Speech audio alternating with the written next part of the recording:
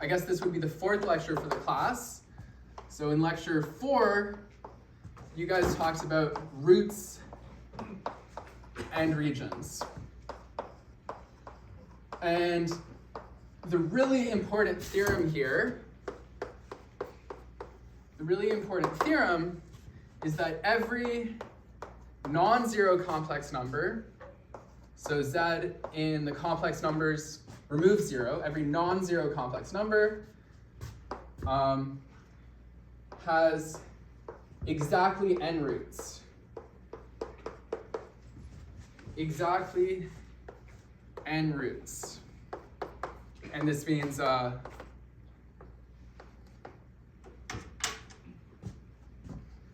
complex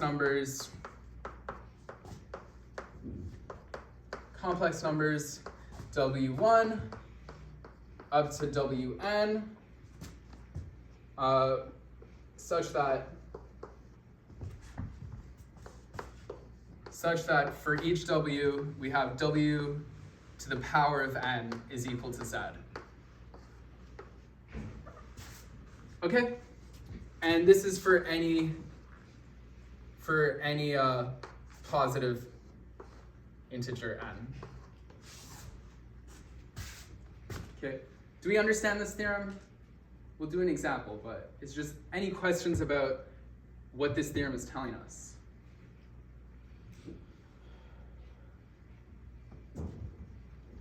Okay, so one important note here, this can be very useful.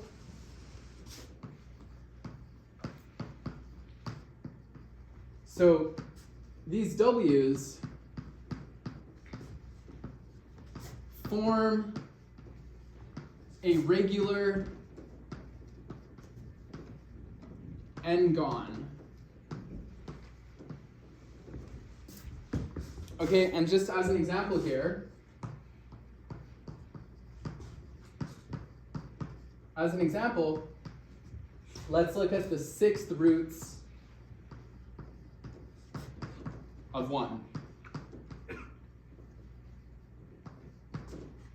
So here we're interested in solving the equation w to the power of 6 equals 1.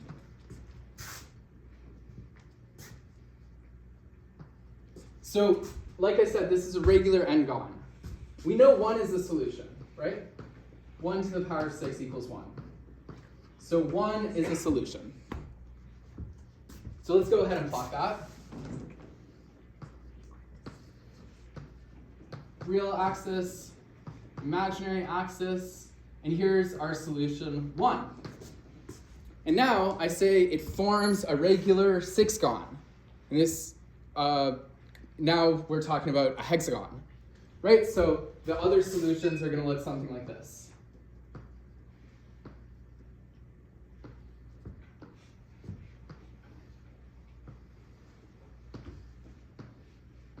Right, so these solutions here, so if this is our W1, here's our W2, 3, 4, 5, and 6. And they're forming this regular hexagon. So all the sides are the same, all these angles are the same. It's a hexagon. All right, does that picture make sense, guys? So this is the situation we're in. The roots form a regular n-gon. This is a very nice connection between geometry and complex polynomials. And this comes up a lot. Okay, so this is a nice picture, but oftentimes we need to do better than that. Oftentimes we need the explicit equations for these roots. Okay, so this is very important to understand how to do. How do we actually compute the coordinates of these roots?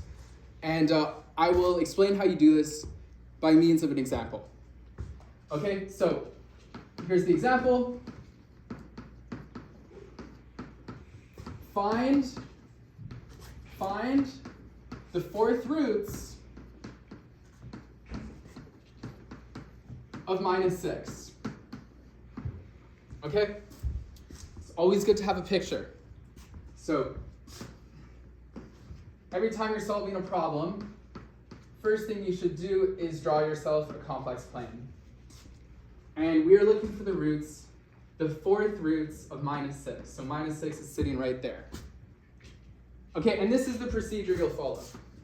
The first thing you always want to do, step 1, is put -6 in polar form.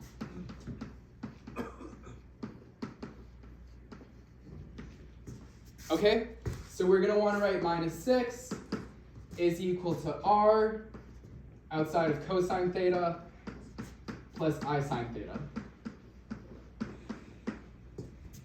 And so r is our distance from the origin. Okay, so this length here is r, and theta is going to be this argument. As we discussed last time, there's actually infinitely many choices of theta. You can add or subtract any multiple of 2 pi, and you'll get another valid choice of theta, right? But let's just find one. So can someone tell me what r is going to be in this situation? 6. Good. Okay, and so if we really wanted to get official about this, so r equals 6, that's good. And let's talk about why. Last time we saw, so of course, -6, the Cartesian form of -6, the Cartesian form of -6 is -6 plus 0i, right?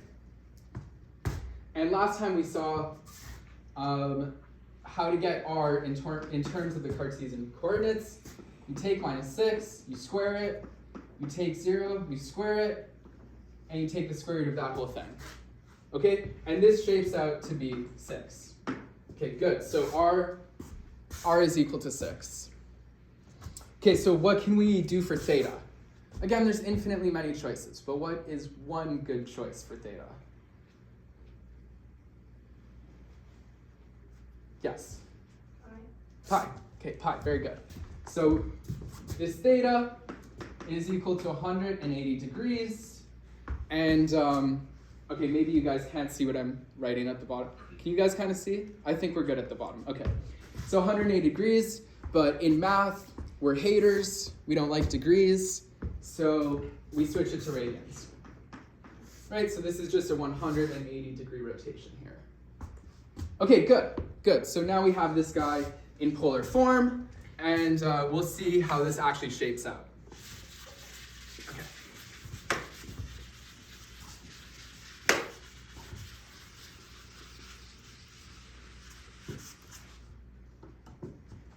So now we're writing -6 is equal to our r, which is 6, outside of cosine of pi plus I sine of pi. Everyone with me so far? Yeah? Okay, good stuff.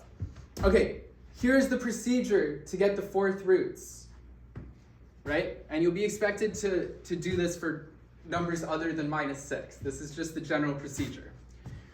So our roots, let's label them with I. Again, we have 4 of them. Maybe let me use k. Okay, and so this is going to be k running from, let's say, 0 up to 3. Okay, so those are going to be our 4 roots. The first thing we're going to do, we're going to take 6, and we're going to take its 4th root. Okay? Next, our cosine here, we're going to take our argument, we're going to add 2 pi k, and then we're going to divide by 4. Okay, and then we're doing the same thing with sine. Plus I sine pi plus 2 pi k over 4. Okay, and so this is the general form of our root. K is going from 0 to 3. So let's see how this actually shapes out.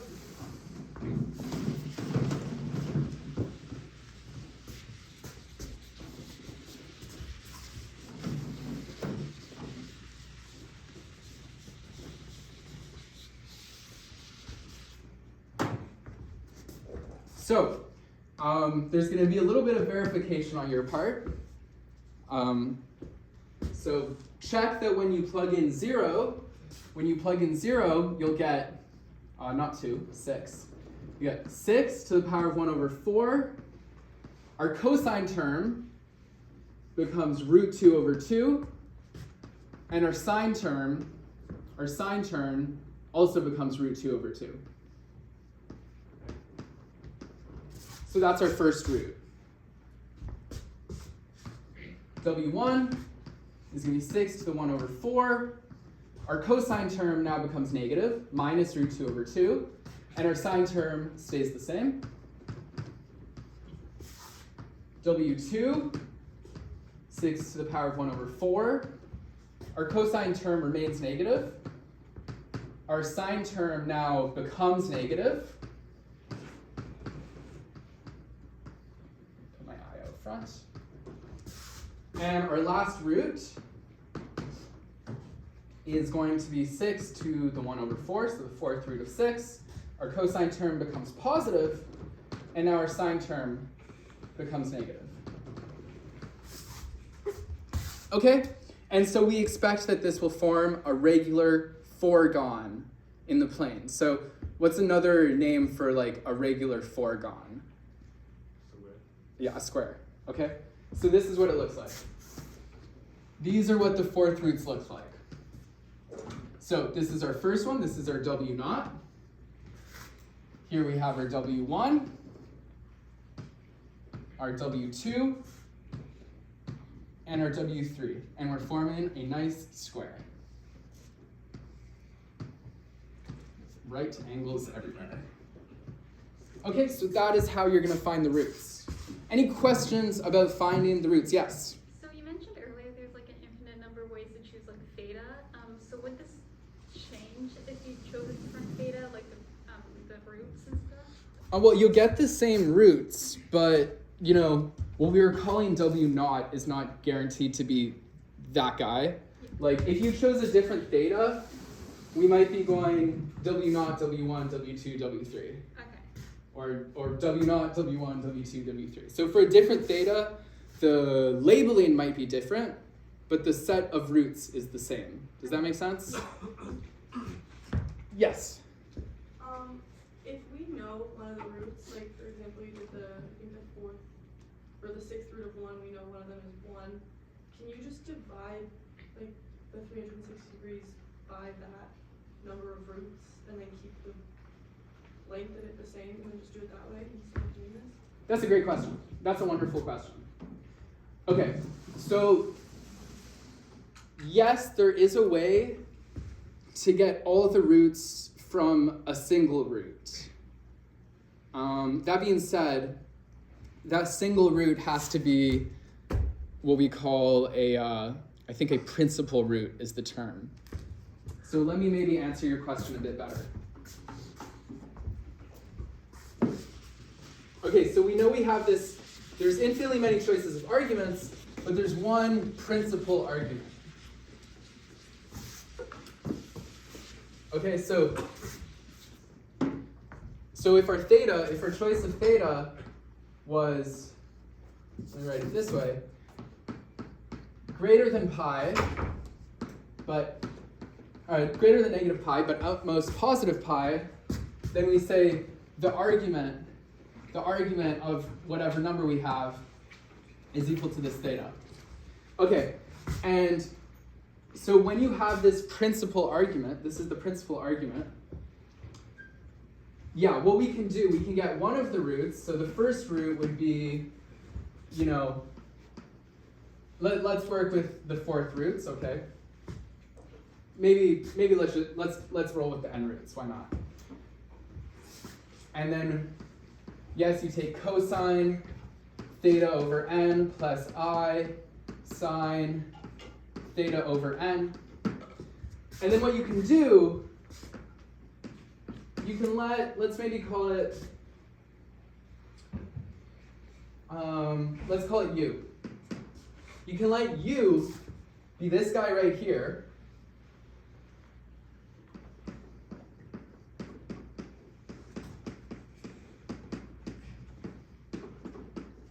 And then to generate all the rest of the roots, this is what you can do.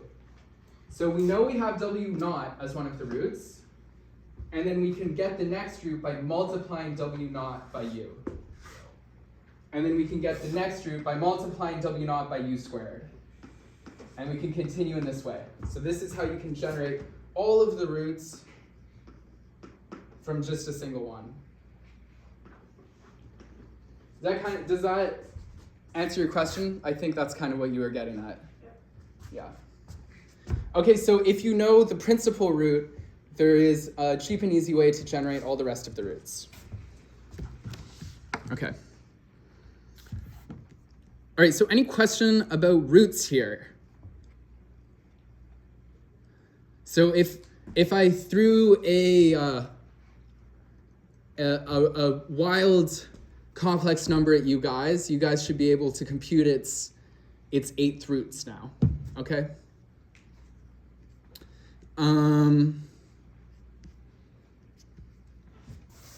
Now, maybe just, let me not write this down, let's just do this conversationally, but I said every non-zero complex number has n roots. Why did I specify non-zero complex numbers?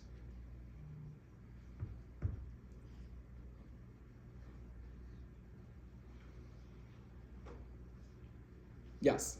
0 just has the one root of 0. Yeah. So the theorem doesn't apply to 0. Okay? 0 only has one nth root, and that is itself.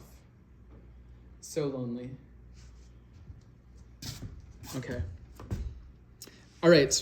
So if there's no questions here, let's move on to the next topic. Now, I'm going to keep this one brief. It is important to understand, but I'm not going to spend too much time on this. Maybe I should. Okay. So now let's just talk about regions. And there's a few important kinds of regions to understand. So you have balls, sometimes called disks.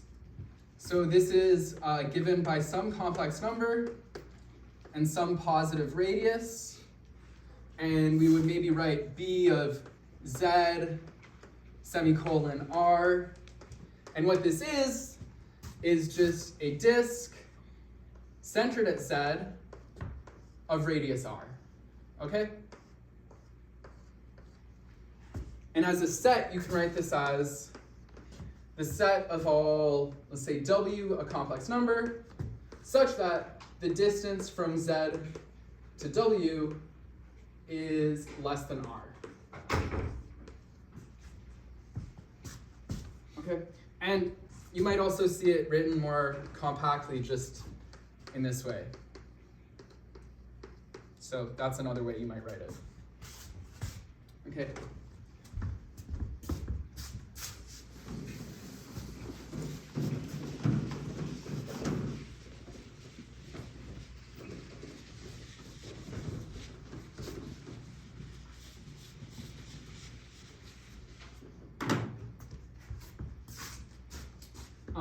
Let's talk about annuli. That's the plural of annulus. Okay, so now we have a complex parameter, and we have two positive real parameters.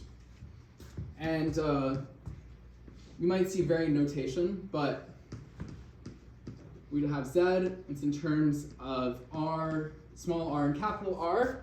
Okay, and so this is going to look like this. We have these two disks, and now we're considering the region in between the two disks. We're centered at Z, the small radius is R, and the large radius is capital R.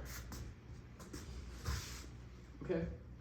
And as a set, you might see this written as, okay, so the set of all W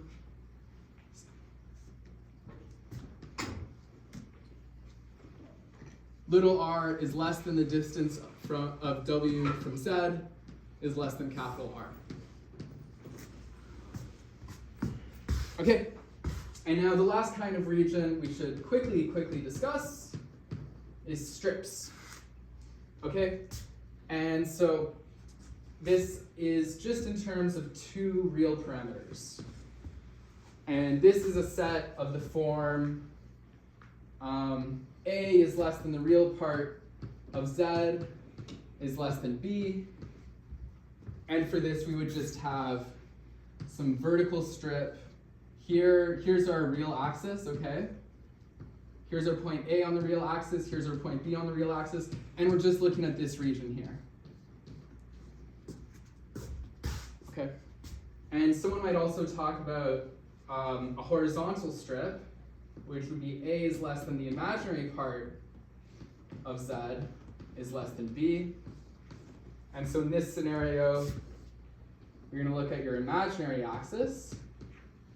You're going to look at, here's going to be our BI, here's going to be our AI, and we're looking at this horizontal strip. Okay. So any questions about these handful of regions I've described here?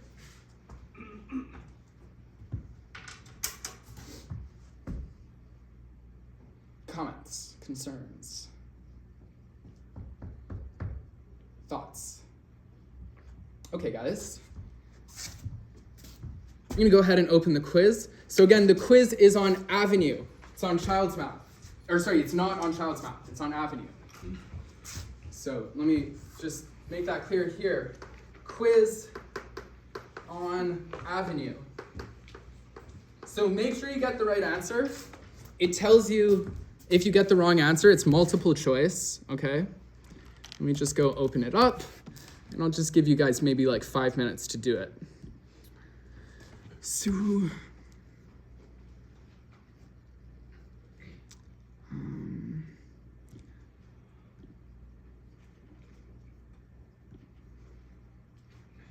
make visible to users. Okay, you guys should be able to see the quiz now. Can I just get someone's confirmation? Yeah, okay, great. All right, so let me give you guys a few minutes to do it.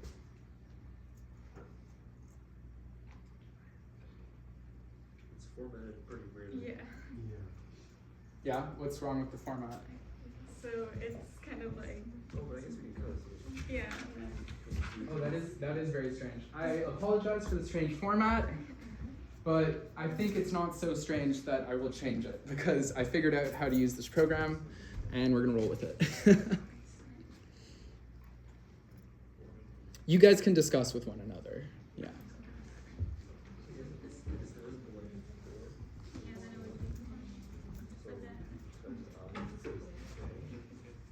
Yeah, that's what I was thinking. So we can go around like 400 you're doing that like 10 because it's 42 100.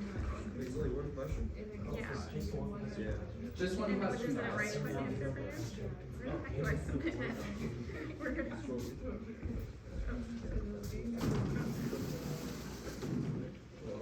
there we go. Okay.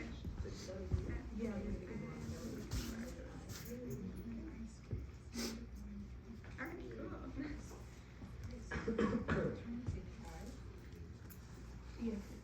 Maybe I'll close the quiz. It's 59 now. Maybe I'll close it at 3:02.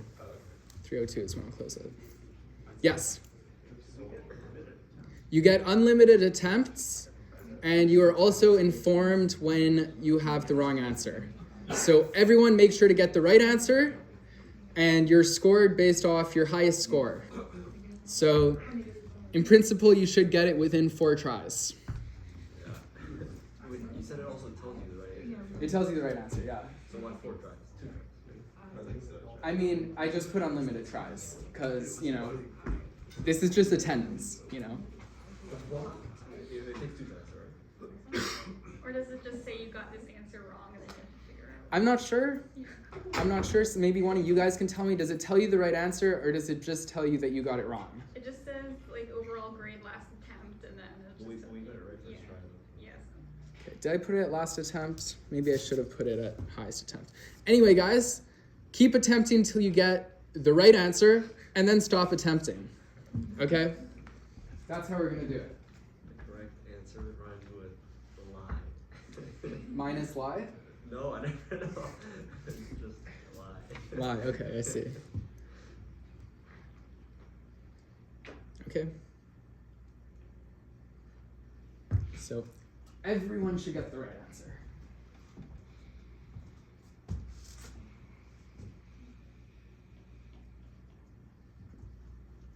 And as we wait until the clock hits, maybe I'm getting a bit impatient. Let's say 3:01. Put your hand up if you've completed the quiz. Put your hand up if you have not completed the quiz. Okay, we're gonna move on. So, can someone tell me the answer? Let me write the question first. Actually, hold that thought. Hold that thought, hold that thought. Okay.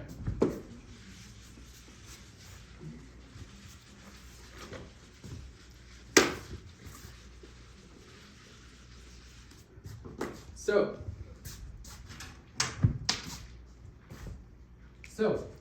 I to the power of 401 equals I. Okay, now, why is it I? Yes? Because the way I thought about it was I just recognized like 401 is pretty close to 400.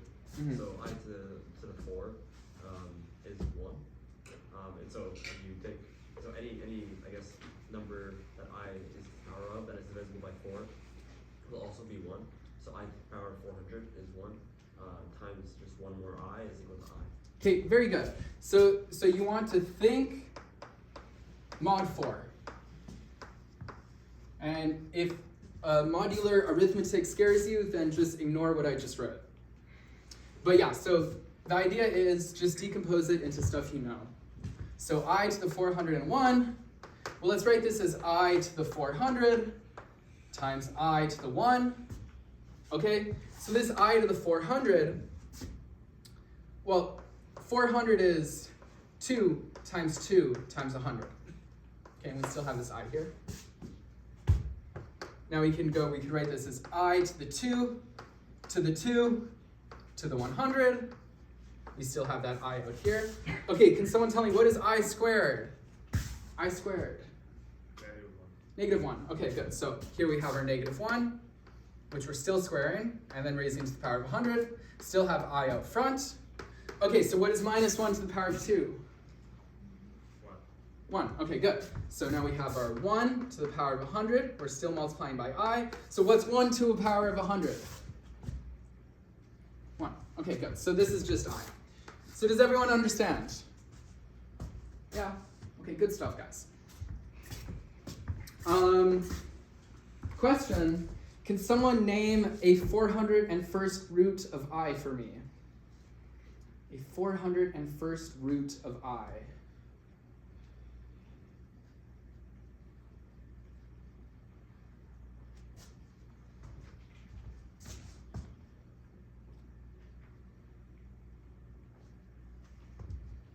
Not all of them, not all 401, just one. Yes? Good, yeah, okay, so what we just proved is I is a 401st root of I. Right, that's what we just proved. Okay, let's see. We got 16 minutes left. Maybe let's talk a little bit about the other lecture. I do want to do this exercise, but let's quickly talk about it.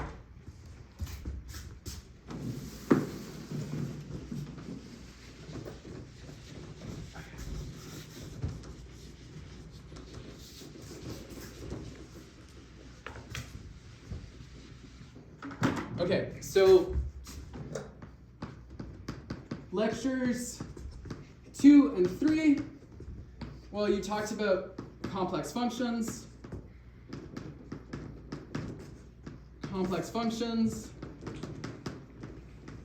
and stereographic projection. Okay, so maybe let's talk a little bit. I think really the more important topic is complex functions. Okay, so we're going to do an example about that. So, given a complex function, we can write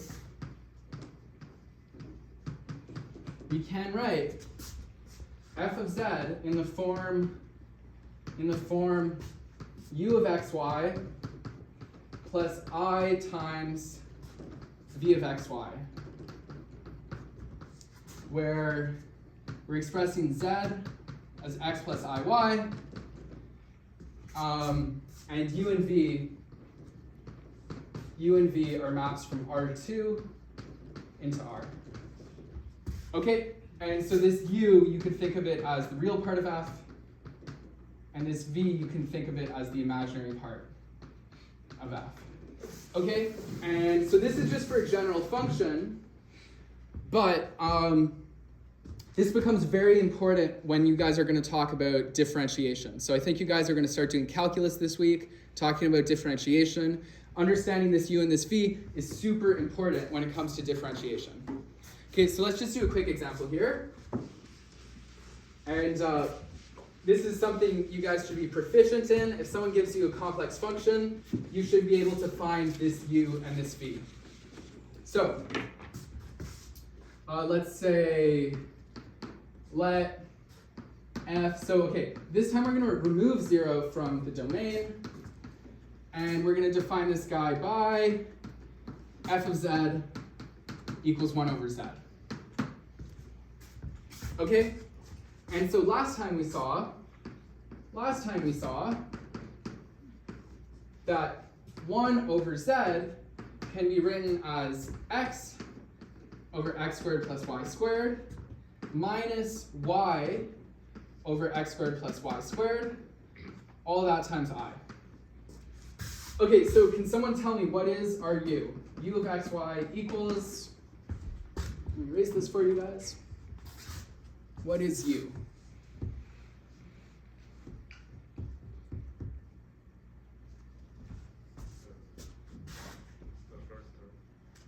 Okay, so u equals x over x squared plus y squared, and v of xy equals, let me just cut to the chase, minus y over x squared plus y squared. Okay, so this is going to be important when you guys talk about calculus. So let's see, how should I use my time? I think I'm going to do one more example of this, and then hopefully I can get one more exercise in today.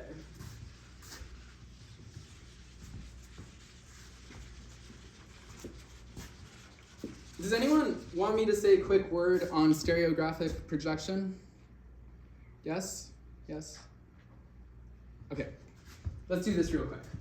So, stereographic projection. So this is a way that we would like to think of C union some point off at infinity. We would think of it as a sphere. Okay? And so we achieve this through a map from this we call extended complex numbers into the sphere. Okay, and let's call this map F. The way this map works, here is our beautiful complex plane here. We're extending off to infinity, okay? So there's some point off at infinity, chilling very far away. We're gonna look at a sphere intersecting our plane here in a great circle, just like that, okay? And if we have our complex number z, well, we're gonna look at the north pole. So this point right here is gonna be our north pole.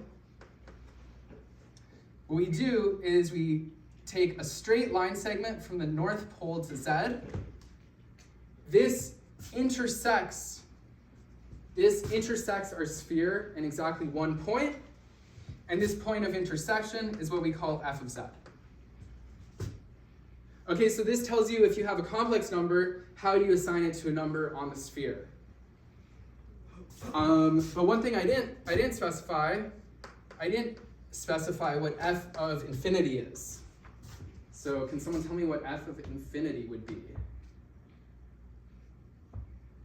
Yes? Yes, so it's the North Pole, right? Okay, so f of infinity is going to be our North Pole. Okay, and I'm not going to say too much else on this because there are more important things to understand. Any questions? Okay. I guess there's one more thing I should say about stereographic projection. Okay, so one more thing here. This sphere, we call it the Riemann sphere. Okay. All right. Maybe let's do one more example, or let's do an example of sketching a region. Okay, so this is going to be, so page 14, question 2b. So we're going to sketch this region. Sketch the region 2z conjugate plus I equals 4. Okay, so real quick, let's just start with some quick factoring.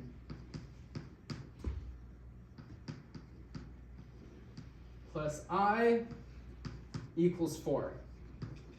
So we're going to factor this to get it into the form z bar plus I over 2 equals 2. Okay, so we just divide everything by 2. Now, this is important. If you have a complex number, its modulus is the same as the modulus of its conjugate. So, this equation is the same thing as saying z bar plus I over 2 equals 2, but the conjugate of this whole number here. Okay, now, conjugates have nice distributive properties. So this becomes z conjugate plus I over 2 conjugate equals 2. Okay, so can someone tell me what z conjugate is? Z conjugate, yes. Z. Okay, so keep this in mind, guys. Z conjugate equals Z. Okay, so now we have the equation Z, well, we still have to deal with this. What is I over 2 conjugate? I over 2 conjugate.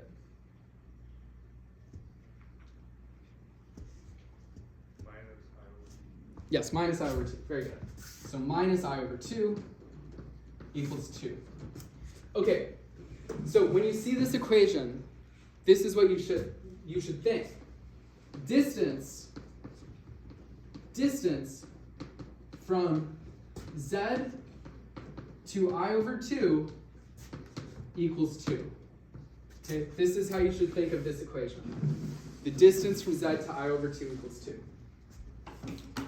So, when we visualize it, this is how it shapes up.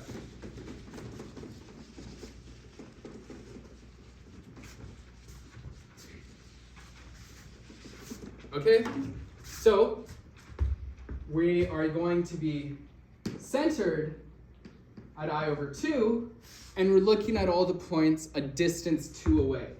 So what that is, it's a circle. It's a circle of radius 2. So let me write that. Circle, radius 2, centered at I over 2. Okay? This makes sense to everyone?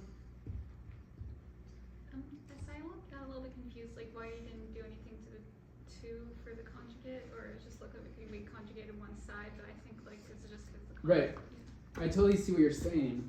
So we're using the facts here. We're using the fact that the modulus of a number is the same as the modulus of its conjugate. Oh, okay. So I can just I can just put an equal sign here. Yeah. This left-hand side is equal to the modulus of its own conjugate. Oh, okay. Does that kind of make sense? Yeah, it does. Yeah? Thank Okay. you. Any more questions? Yes?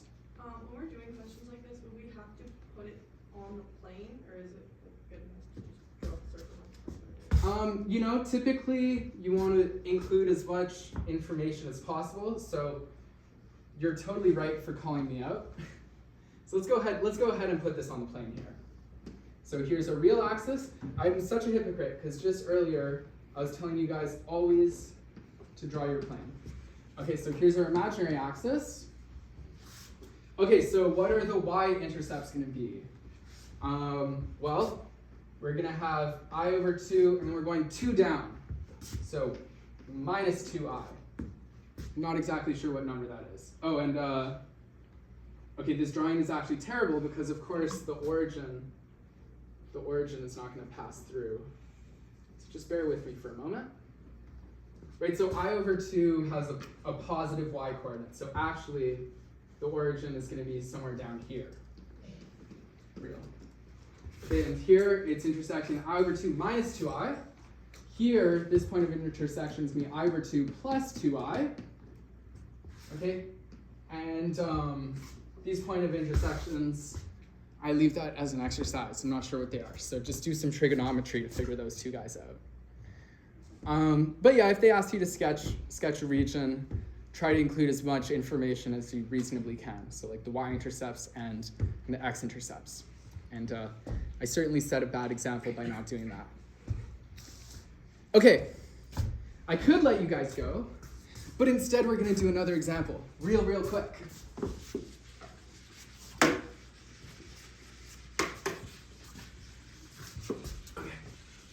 Speedy. So we talked about this u and this v. There's another way to you can get the u and v in terms of polar coordinates again. So if we're looking at z, we're thinking of our complex number z as, oh sorry, you guys didn't see that yet. R times cosine theta plus I sine theta.